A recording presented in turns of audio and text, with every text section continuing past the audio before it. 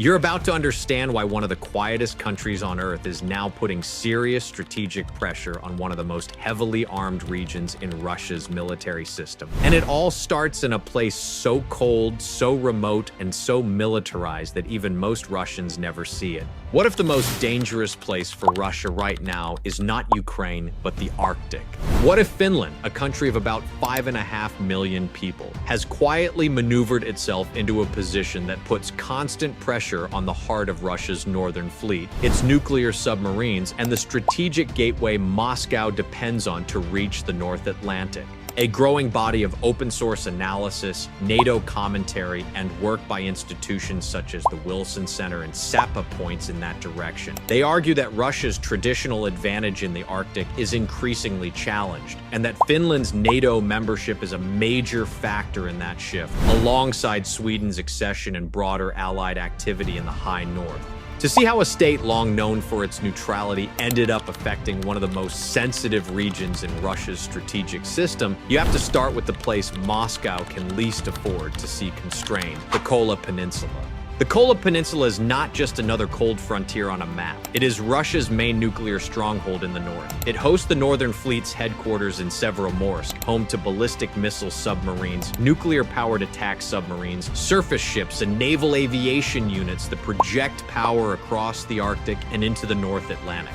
Open-source assessments of the Northern Fleet structure, including work cited by the Wilson Center and Norwegian defense research organizations, note that Kola holds the bulk of Russia's sea-based nuclear deterrent and has done so since the Cold War. For Russia, any serious loss of freedom of maneuver around Kola would be more than an inconvenience. It would be a strategic problem. Those submarines rely on slipping through the Barents Sea and into deeper waters with enough secrecy to preserve their credibility as a second strike force. That sensitivity is one of the reasons Moscow elevated the Northern Fleet to the status of its own military district in 2021, a change reported in Russian state media and Western analysis, which gave it independent command authority and resources. For years, this region felt relatively insulated from NATO pressure. The geography was harsh, the distances were long, and Finland and Sweden were not in the alliance. Then Finland joined NATO, and the geometry changed. Finland's accession to NATO in April 2023 was more than a political story. It redrew the military map of the North. NATO's own public communications highlight that Finland added over 1,300 kilometers of new NATO-Russia border,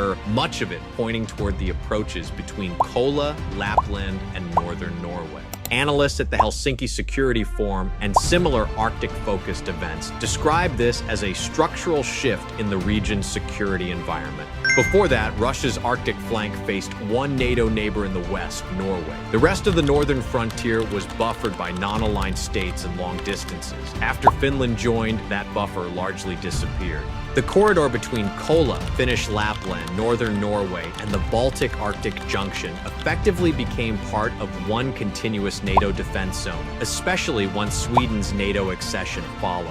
Experts from SEPA and other think tanks often describe Finland's geography as strategically decisive because Finnish Lapland sits exactly where Russia would prefer not to have a well-defended neighbor. It lies between Kola's bases and the western Arctic maritime routes. Several Arctic researchers summarize this as a northern choke point. Finland did not create that choke point. It simply changed which side of the security line it was on. If Russia now wants to move ships, aircraft, or reinforcements between Kola and its western front, Finland is part of the network watching that movement, alongside Norway and Sweden. That does not mean war is likely. Finnish officials consistently frame their policy as defensive and emphasize deterrence. What it does mean, according to many Western analysts, is that the freedom of action Russia once enjoyed in the north is more constrained and more visible. And Finland did not arrive in NATO empty-handed. It brought a military built for this exact region. Finland is not a large power, but it is a focused one. Its armed forces are tailored for cold terrain, dispersed warfare, long-range surveillance, and rapid reserve mobilization. According to the Finnish Defense Forces, wartime strength is about 280,000 personnel, backed by one of the largest trained reserves in Europe relative to population. On the air side, Finland is replacing its FA-18s with 64 F-35A fighters, a contract confirmed in Finnish government procurement releases and covered widely by Nordic defense media. These jets are not just aircraft. They are mobile sensor platforms. Arctic specialists and F-35 analysts point out that the jet's ability to fuse radar, infrared, and electronic intelligence into a single picture makes it a powerful tool for monitoring air and maritime movement over long distances, especially when linked into NATO networks. Finland also operates NASAM's medium-range air defense systems and has contracted the David Sling system from Israel as a long-range interceptor, a purchase announced officially in 2023. All of this plugs into NATO's integrated air and missile defense structure. SIPA and similar organizations describe this as part of an emerging northern shield, where the Arctic is treated as one connected operational space rather than three separate national bubbles. Together, Finland's sensors, ground-based radars, and eventual F-35 fleet help build a shared picture over the corridors Russia depends on to move the northern fleet. No serious analyst claims that this lets NATO simply shut down Russian nuclear submarines, and Russia retains significant capabilities of its own. But many experts do agree that it increases the likelihood that those submarines and their escorts are detected earlier, tracked longer, and understood better than in previous decades. That alone raises Russian concern and forces more patrols, more escorts, and more countermeasures for every significant movement. In a fleet already under strain from sanctions, maintenance demands, and wartime priorities elsewhere, that added friction matters. In that sense, Finland has not weakened Russia's Arctic posture through offensive moves. It has done it by joining an alliance and changing the geometry. Russian planners are not only thinking about what Finland can see, they also have to consider what Finland can do if things ever went badly wrong. Finland's army is built for the north. It is not configured for faraway expeditionary campaigns. It is designed to fight in forests, lakes, and tundra. The wartime strength figure of around 280,000 personnel, repeated in official documents, is backed by a conscription and reserve system that can mobilize tens of thousands to Lapland in a relatively short period. Reuters reporting in 2023 noted that Finland is considering raising the upper age for reservists, which could push the train pool closer to 1 million over time. On land, Finland fields Leopard 2 main battle tanks, CV-90 infantry fighting vehicles in cooperation with Sweden, and a large artillery force. International assessments from organizations like the International Institute for Strategic Studies have highlighted Finland as one of the most artillery-heavy countries in Europe relative to its size. That is by design. Finnish doctrine, as described in national defense white papers, emphasizes territorial defense, attrition, and the use of artillery to slow and wear down any attacker. Now apply that doctrine to the Arctic. Advancing through Finland's northern terrain is a planner's nightmare. You are not driving across open plains. You are moving along thin roads between forests and marshes, across frozen ground that can turn to mud, and in winter temperatures that destroy unprotected vehicles and strain logistics. Finnish strategy is built around this. Rather than assume a perfect defense at the frontier, it assumes delay, dispersal, and attrition across a wide area. Public versions of Finnish defense concepts describe this as using the entire territory as a defensive tool. Every road can become a choke point. Every forest line can hide anti-tank teams. Every delay exposes an invading force to artillery that has already registered likely routes. Nordic defense scholars have been writing about this approach for years. For Russia, that means any idea of a quick, low-cost push across the border is unrealistic. Even Russian military commentary has acknowledged that the Finnish front is operationally challenging for offensive maneuver, particularly in winter and in forested terrain. And now any crisis in that region would not just involve Finland in isolation. It would sit inside a wider Nordic structure. Once Finland and Sweden joined NATO, the alliance gained a near-continuous reinforcement corridor from the Baltic Sea to the Arctic Ocean. Norway brings Arctic ports, P-8 maritime patrol aircraft, and access to the North Atlantic. Sweden adds advanced air power and undersea capabilities in the Baltic and High North. Finland brings manpower, difficult terrain, and direct proximity to Kola. NATO officials have spoken publicly about treating the High North as a more integrated theater. Western analysts sometimes call this the Nordic spine. From Russia's perspective, that spine looks like a framework in which any move near Kola or northern Finland could trigger coordinated surveillance and, if necessary, reinforcement from 3 directions. No one in NATO is publicly talking about offensive operations into Russia, and official language remains focused on deterrence and defense. But deterrence works precisely because the potential cost of aggression becomes unpredictable and very high. In that sense, many analysts argue that Finland's position in the north is exactly the kind of complication Russian planners would prefer to avoid. There is another layer to all this that matters as much as tanks and jets. Finland's most important Arctic asset may be its ability to see. The country already operates long-range air surveillance radars and a network of observation posts across Lapland. Finnish Defense Forces publications stress situational awareness as a core pillar of the national defense model. Now that Finland is in NATO, those sensors are plugged into a wider network. Norway contributes powerful radar systems in the north and hosts USP-8 maritime patrol aircraft that monitor the Barents and Norwegian seas. Sweden adds its own air and maritime surveillance in the Baltic and further north. The United States, United Kingdom, and Canada add satellite coverage and other classified capabilities.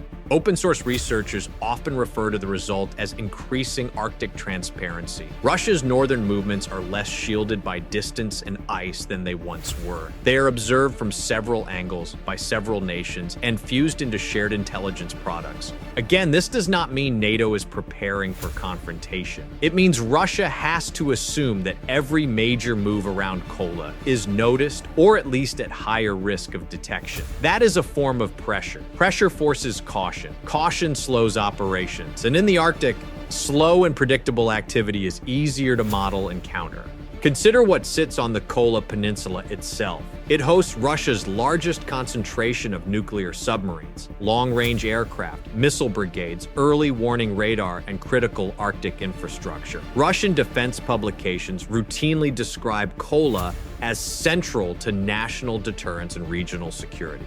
Now place that hub next to a neighbor whose doctrine is purely defensive, but whose mobilization model, surveillance systems, and alliance links all increase the risks and costs of any miscalculation. No Finnish leader has said that Finland wants to corner Russia geographically, and NATO has not declared that Kola is a target. The situation is the result of geography and policy, not of a secret offensive plan. But strategy cares about effects on capability, not about spoken intent. The effect of Finland's membership, as assessed by many Western experts and even some Russian commentators, is to leave Russia more strategically constrained and more closely monitored in the north than before. It creates a lasting challenge for Moscow that is difficult to reverse without extreme escalation. If Moscow wanted to fully solve this problem, its options would be limited. It cannot move the Kola Peninsula further from NATO territory. It cannot change the basic terrain of northern Finland and Norway. It cannot force Finland out of the alliance. It cannot easily outmobilize a society that has built its legal and logistical framework around total defense for decades. Russia can and does invest heavily in Arctic bases, airfields, and radar sites. Government announcements and independent observers have documented reopened Soviet-era installations and new infrastructure across the high north. But none of that changes the fact that Finland sits at the southern hinge of the Arctic and the land bridge between Scandinavia and the Baltic region. This is why, in assessments from organizations like RUSI and the Center for Strategic and International Studies, Finland's NATO entry is often described as one of Russia's most significant strategic setbacks since the end of the Cold War. That is an analytical judgment, not a legal designation, but it reflects a broad consensus that Finland's move has made Russia's Arctic strategy more complicated and more resource-intensive. Finland's greatest weapon in this picture is not a missile or a fighter jet. It is time. Finnish doctrine does not assume quick victory. It assumes making any war so slow, so exhausting, and so logistically painful that an attacker cannot sustain it. Territorial defense, delay, and attrition are built into public defense concepts. The Arctic amplifies all of those factors. Cold destroys fragile equipment. Snow and ice punish poorly prepared units. Long distances strain supply lines. Narrow roads create natural choke points. Forest and marshes force invaders into predictable corridors that can be pre-targeted by artillery. Finland does not need to meet Russia in a decisive pitched battle. It needs to let the environment do much of the work and add well-trained, well-supplied defense on top. Combine that with a mobilization model that can bring hundreds of thousands of trained reservists into the system, and an alliance behind it that can reinforce and supply. And you get the picture many Russian planners now have to live with. The real stress point for the Kola Peninsula may not even be open conflict. It may be crisis. Imagine a period of high tension in the Arctic with no shots fired but mistrust running high. Russia would have to decide whether to disperse its submarines, move missile units, adjust patrols, or keep everything in place. Each option now comes with more perceived risk. Dispersal could be tracked by Finnish and Allied sensors. Keeping assets in port could be seen as limiting flexibility. Moving units along the frontier could trigger NATO alerts and political responses. In that kind of environment, Finland does not need to threaten attacks. Its presence and its alliances force Russia into a more reactive posture every time the temperature rises. A reactive military is often more predictable. Predictability is a vulnerability in any strategic competition because it makes planning against you easier. Nuclear weapons do not make this dynamic disappear. Russian submarines are only credible if they can deploy safely. Russian missile brigades still need mobility, logistics, and communications, which become more exposed under improved surveillance. Even Russian academic journals acknowledge that nuclear deterrence depends on secure basing and protected deployment zones. Finland's membership does not remove those entirely, but many experts argue that it narrows them and increases the pressure on Russia to manage them carefully. Russia can still strike if it chooses, but it can no longer assume that the North is a sanctuary invisible to NATO. That is the core of Finland's Arctic role. It is defensive. It is based on public doctrine and transparent alliances. And yet, as a side effect, it has left Russia's most important northern region more constrained, more monitored, and more sensitive to crisis than at any time in the post-Cold War era, according to multiple independent studies. Finland did not set out to build a trap. It set out to secure its own survival. But through geography, doctrine, and alliance choices, it has created what many analysts now see as one of the quietest and most effective forms of strategic pressure on Russia anywhere in Europe. This analysis is based entirely on publicly available information and open sources, including official Finnish and NATO documents and work from recognized research institutes. It does not use or reveal classified material and is intended to explain how Arctic security has evolved, not to glorify conflict, promote hatred, or predict specific outcomes with certainty.